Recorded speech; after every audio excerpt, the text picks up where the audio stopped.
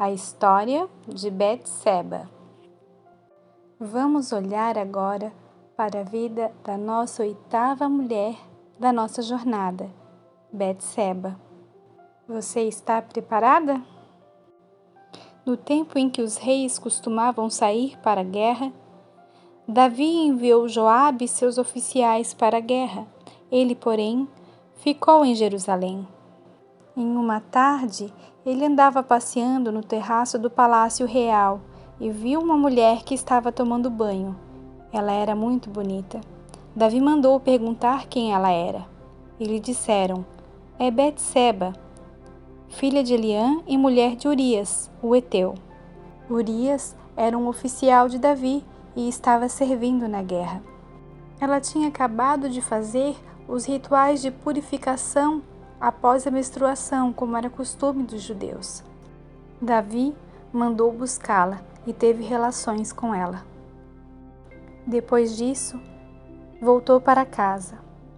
Após um tempo, ela percebeu que estava grávida. Então, mandou dizer a Davi: estou grávida. Com medo de que descobrissem o que tinha acontecido com os dois, Davi tem uma ideia. Ele manda que Urias volte da guerra. Urias chega no palácio e Davi pergunta como está a guerra. Depois, manda que ele vá para casa e descanse. O rei manda para ele também presentes. Porém, os servos de Davi avisam que Urias não foi para casa, mas dormiu junto ao portão do palácio. Davi o questiona dizendo: você não vem de uma viagem longa? Por que você não foi para casa? Então ele responde: a arca de Israel e Judá ficam em tendas, e Joabe, o meu senhor, e os seus servos estão acampados ao ar livre. Como eu poderia ir para casa, comer e beber e me deitar com minha mulher? Juro, pela vida do rei, que não farei tal coisa. Davi então tenta outra estratégia. Convida-o para o jantar e o embebeda. Ainda assim, Urias não vai para casa. Então, Davi escreve uma carta a Joabe e manda pelo próprio Urias. Na carta, ele dá a seguinte mensagem a Joabe: ponham Urias na linha de frente, onde o combate for mais intenso. Depois, deixem-no sozinho para que seja ferido e morra. Pouco tempo depois, ele recebe uma mensagem de que sua ordem foi cumprida e Urias está morto. Quando Betseba soube que o seu marido era morto, ela chorou por ele. Passado o tempo de luto, Davi mandou buscá-la e a trouxe para o palácio, e ela se tornou sua mulher e lhe deu um filho. Porém, isso que Davi tinha feito pareceu mal aos olhos do Senhor. Então, Deus envia Natã, o profeta, até Davi. Chegando diante do rei, Natã lhe conta a seguinte história. Numa cidade, havia um homem rico que tinha muitas ovelhas e muito gado, e um homem pobre que não tinha coisa nenhuma a não ser uma cordeirinha que havia comprado. Ele a criou com muito carinho e a tinha como filha. Certo dia chegou à casa do homem rico um viajante, e esse não quis pegar das suas ovelhas para dar de comer ao seu visitante. Então, ele pegou a cordeirinha do homem pobre e preparou para o homem que havia chegado. Ao terminar a história, Davi ficou enfurecido e disse: tão certo como vive o Senhor, o homem que fez isso deve ser morto. Então, Natã diz a Davi: esse homem é você. Eu o ungi rei de Israel e o livrei das mãos de Saul. Dei a casa do seu senhor e as mulheres do seu senhor em seus braços. E se isso tudo fosse pouco, eu ainda teria te dado mais. Por que então você desprezou a palavra do Senhor, fazendo o que era mal aos olhos dele?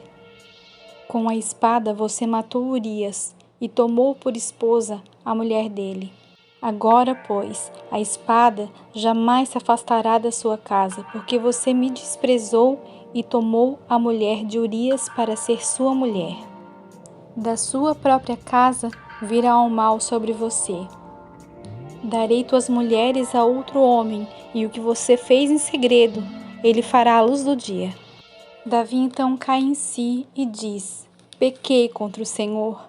Então Natã responde: o Senhor perdoa o seu pecado e você não morrerá, mas a criança que nasceu de Betseba morrerá. Toda a palavra que Natã tinha falado se cumpriu. Após a morte da criança, Davi consola Betseba, sua mulher. Ela engravida e tem outro filho, a quem Davi deu o nome de Salomão, e o Senhor o amou muito. A guerra termina e o exército volta para Jerusalém. Davi tinha um filho mais velho chamado Aminon. Aminon se apaixona por Tamar, sua meia-irmã. Aminon arma um plano e violenta a sua meia-irmã. Absalão, o outro filho de Davi, se vinga da irmã, matando Aminon. Após algum tempo, Absalão começa a desejar o trono de Davi.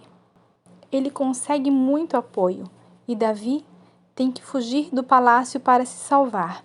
Davi deixa 10 concubinas para cuidar do palácio. Então, Absalão segue o conselho de Aitofel, avô de Betseba. Eles armam uma tenda no terraço do palácio e Absalão manda vir as 10 concubinas de seu pai. Ali, à luz do dia, ele tem relação sexual com elas. Ele faz isso para afrontar seu pai. Davi vive momentos difíceis, porém consegue reunir os seus valentes. Ocorre uma batalha na floresta de Efraim. Absalão está passando por debaixo das árvores e fica preso num galho de carvalho. A sua mula segue em frente enquanto seu corpo fica suspenso do chão. Aproveitando essa oportunidade, Joabe lança 3 dardos no coração e mata Absalão. Davi chora amargamente. Ele já perdeu 3 filhos, o bebê, Aminon e Absalão. Davi retoma o reino. E passam-se muitos anos, Salomão cresce e Davi já está velho e doente. Adonias, um outro filho de Davi, começa a desejar o trono do pai. O profeta Natã percebe e vai pedir ajuda a Betseba. Betseba entra no quarto de Davi e se prostra diante dele. Natã entra no quarto e também revela os planos de Adonias. Davi fica sabendo dos planos de Adonias, mas ele garante a Betseba que ele cumprirá a sua palavra e de que Salomão que subirá no seu trono. Natã, então, unge a Salomão rei, e ele se assenta no trono de seu pai. Em 1 Reis, vemos o carinho de Salomão com sua mãe Betseba. A Bíblia diz que ele não lhe negava nada, e diz também que ele a fazia sentar à sua direita. Salomão foi o rei mais famoso de Israel. A história do rei Salomão é contada entre diversos povos e a sua sabedoria era reconhecida no mundo. Essa é uma história grande, repleta de significados.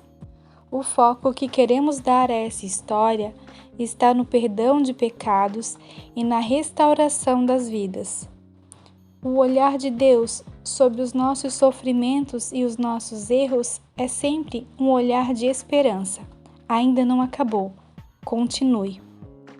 O fruto do Espírito que ligamos à vida de Betseba é o amor. O amor de Deus se manifesta para nós através da sua grande misericórdia. Vemos Deus restaurando a vida de Betseba através do seu filho Salomão. Gostaria que você olhasse agora para Betseba. Muitos filmes a retratam como uma mulher sensual e que teria sido conivente com o que aconteceu. Na verdade, ela é descrita por Natã como uma ovelha. Quase não vemos a manifestação de Betseba no texto bíblico, a não ser quando ela manda o recado avisando ao rei que está grávida. Muitas vezes, o abuso de poder nos deixa imobilizadas, sem reação. A impressão que eu tenho aqui é que houve abuso de poder por parte de Davi. Ele parece usar Betseba, pois se pudesse, teria passado a paternidade do seu filho para Urias para se livrar do problema da gravidez. Ao olhar para Davi, Vemos uma insatisfação emocional. Será que ele estava no lugar errado? Todos os outros reis estavam lutando. Será que Davi estava entediado? Vemos o problema de insatisfação em Davi quando Natã o confronta. Deus lhe falou: te dei o trono de Saul e suas mulheres, e se isso fosse pouco, eu não teria te dado mais? Isso não faz você pensar, querida? Como precisamos cuidar com as nossas insatisfações. Agora, voltando a Betseba, como sobreviver a um abuso e não viver no vitimismo? Muitas mulheres sofrem abuso. É importante cuidar para que a culpa não recaia sobre elas. Muitas mulheres assumem muitas culpas que não são suas. Porém, precisamos olhar para a responsabilidade que temos sobre a situação que vivemos. Precisamos estar atentas para não estarmos disponíveis para o mal. Você conhece alguma amiga ou já ouviu falar de alguém que se colocou num relacionamento difícil, mesmo sabendo como era o caráter da pessoa? Muitas vezes isso acontece porque as mulheres têm a tendência de querer salvar os homens. Falar de abuso é difícil, mas extremamente precioso. Lembra que Natã a compara com uma ovelha? Lembra que as ovelhas vão para o sacrifício caladas? Isso de alguma forma mexe com você, minha querida amiga? Sim, estamos aprendendo com a nossa amada Betseba. E agora também podemos aprender com Davi. Dentro de uma história, podemos nos identificar com vários personagens. Tem alguma área na sua vida que você se identifica como vítima? Então olhe para isso também. Tem alguma área na sua vida que você se identifica como um vilão? Vemos as sérias consequências dos pecados de Davi na sua família. Sua casa adoeceu junto com ele, como um bicho que atinge o tronco de uma árvore e que adoece até os galhos. Davi havia recebido muito de Deus. Ele vivia na casa do Senhor, andava com profetas, fazia os salmos, ele sabia as leis do Senhor como nenhum outro. No entanto, descumpriu quase todos os 10 mandamentos.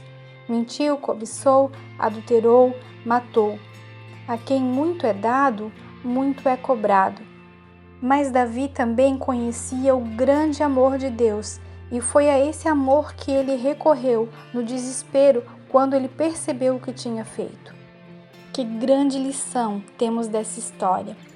Não permita que o que aconteceu no seu passado destrua a esperança do seu futuro. Se você foi a vítima ou se você foi o algoz, Deus tem a solução. Ouça o que Davi escreveu no Salmo 51. Cria em mim, ó Deus, um coração puro e renova dentro de mim um espírito inabalável. Não me lances para fora da tua presença, nem me retires o teu Santo Espírito. E o Salmo 32. Bem-aventurado aquele cuja transgressão é perdoada, cujo pecado é coberto. Enquanto calei os meus pecados, envelheceram os meus ossos, pelos meus constantes gemidos todos os dias. Confessei-te o meu pecado e a minha iniquidade eu não mais ocultei. Eu disse: confessarei ao Senhor as minhas transgressões, e tu perdoaste a iniquidade do meu pecado. A palavra que Deus tem para nos falar hoje é restauração. Você lembra da restituição de Deus na vida de Betseba através de Salomão? Betseba sofreu muito, mas Deus usou a vida de Salomão para honrá-la. E o nome dela está lá, na genealogia de Jesus Cristo. Lembre-se, querida, as feridas podem ser saradas e a cicatriz mostrará que você é forte, sobreviveu e agora poderá viver uma vida cheia de significados. Lembre-se do exemplo de Betseba, que não viveu no vitimismo, apesar de ter sofrido tanto. Ela soube se adaptar. Adaptação é fazer tudo o que é possível para melhorar a sua vida. Não espere pelos outros, mas conte sempre com a ajuda divina.